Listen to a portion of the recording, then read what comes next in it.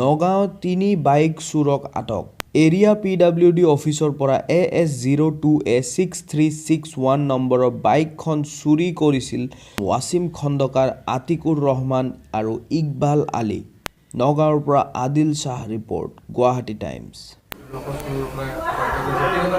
তিনিজনক আৰক্ষা কৰিছোঁ আমি যোৱাকালি বাবুল শইকীয়া নামৰ এজন ব্যক্তিৰ তেওঁৰ AS02A6361 মটৰচাইকেলখন চুৰি হৈছিলে আৰু আমি চ'ৰ্চ লগাই 3জন মানুহক আটক কৰিবলৈ সক্ষম হওঁ এজন ৱাছিম আহমেদ এজন আপোনাৰ আতিকুৰ ৰহমান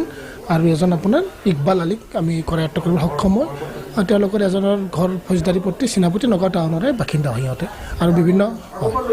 সিহঁতে বাইক চোৰৰ লগত জড়িত আগে পিছে আৰু তেওঁলোকৰ পৰা আমি চুৰি বাইক উদ্ধাৰ কৰিবলৈ সক্ষম